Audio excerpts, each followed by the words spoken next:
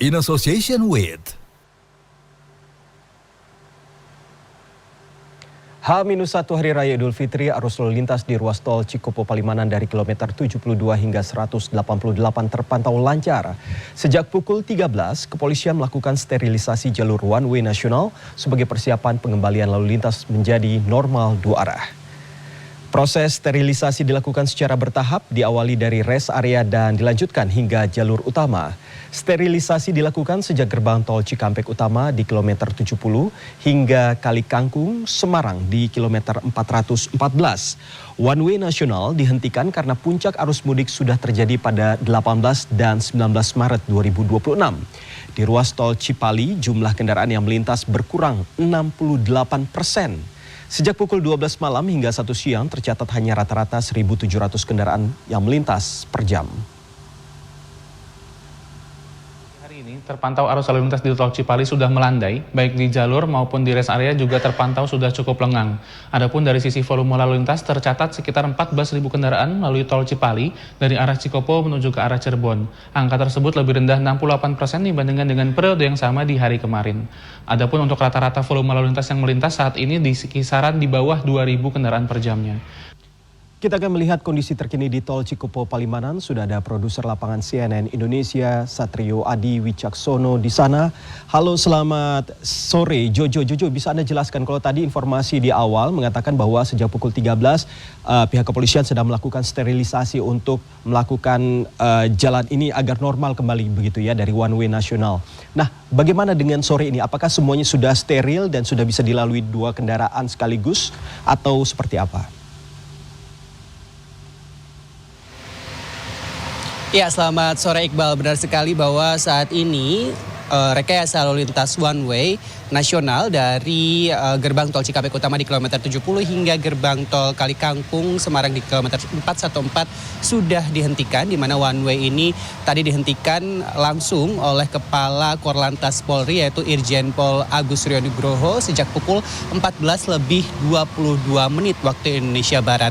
Sehingga pada saat ini arus lalu lintas bisa dilalui oleh kendaraan di kedua arah, baik dari Jakarta menuju Semarang ataupun sebaliknya dari Semarang menuju Jakarta. Seperti yang Iqbal sampaikan tadi, sosialisasi serta sterilisasi sebelum penghentian one way nasional sudah dilakukan sejak pukul 13 waktu Indonesia Barat atau sekitar 1,5 jam sebelum one way ini dihentikan. Sterilisasi dimulai sejak rest area di sepanjang jalur tol Trans Jawa hingga ke jalur utama agar tidak ada kendaraan yang kemudian masih melalui jalur one way. Namun demikian untuk saat ini setelah one way dihentikan, kendaraan yang melintas ini terpantau cukup lengang, khususnya di ruas tol Cipali dari kilometer 72 hingga kilometer 218.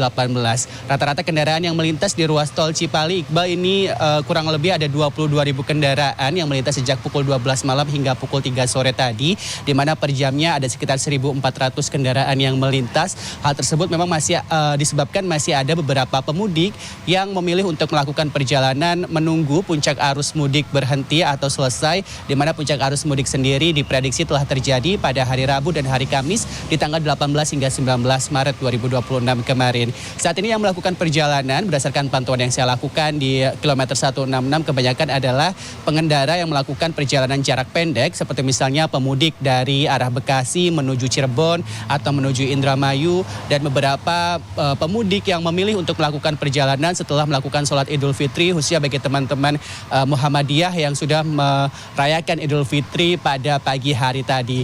Sedangkan untuk saat ini kondisi rest area di kilometer 166 sendiri terpantau cukup lengang, masih bisa dimanfaatkan bagi pengendara yang masih ingin melakukan perjalanan pada sore hingga malam hari tadi.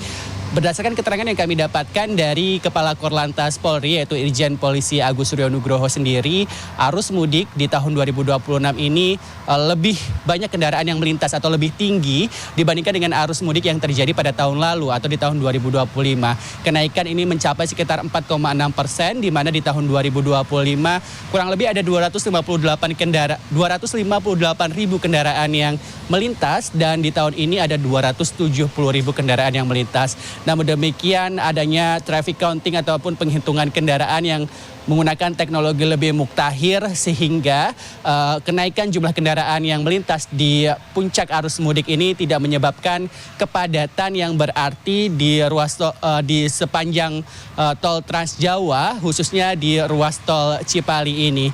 Dan untuk saat ini kendaraan memang bisa melintas dengan kecepatan maksimal yaitu 100 km per jam. Namun demikian bagi para pemudik atau pengemudi yang melakukan perjalanan kali ini di ruas tol Cipali tetap dihimbau untuk berhati-hati dan melakukan kendaraan atau mengemudi kendaraan dengan tidak memaksimalkan atau tidak lebih dari 100 km per jam. Hal tersebut karena di sepanjang tol Cipali berdasarkan pengalaman berkendara yang saya lakukan selama beberapa hari di sini adalah adanya beberapa titik lubang di jalan yang kemudian baru saja ditambal sesaat sebelum musim mudik ini berlangsung sehingga agak sedikit bumpy atau agak sedikit bergelombang dan dikhawatirkan jika pengemudi melakukan kecepatan di atas 100 km per jam ini bisa berbahaya atau bisa menyebabkan kecelakaan.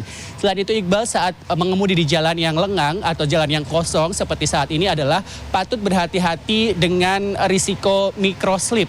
Bagi pengemudi atau pengendara yang kurang beristirahat ini memang di beberapa hari ini kecelakaan yang terjadi di sepanjang jalur tol Trans Jawa kebanyakan disebabkan oleh kurangnya istirahat ataupun microslip ataupun kurangnya konsentrasi pengendara, di mana kebanyakan kecelakaan yang terjadi di beberapa hari ini adalah kecelakaan tunggal saat mobil menabrak pembatas jalan ataupun separator jalan tol disebabkan oleh microslip tadi, sehingga memang dihimbau agar para pemudik sebelum melakukan perjalanan bisa istirahat ataupun tidur maksimal kurang lebih 7 hingga 9 jam tidur sebelum melakukan perjalanan, atau saat melakukan perjalanan ini bisa beristirahat sekitar 3 hingga 4 jam sekali di rest area ataupun saat merasa ngantuk. Dan pastikan Anda juga bisa membawa penumpang ataupun tidak berkendara sendiri, bisa mengobrol dengan penumpang agar terhindar dari microslip saat melakukan perjalanan dengan kecepatan penuh hingga maksimal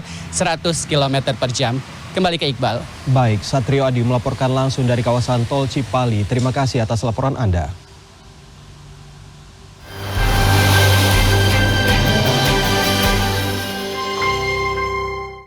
In association with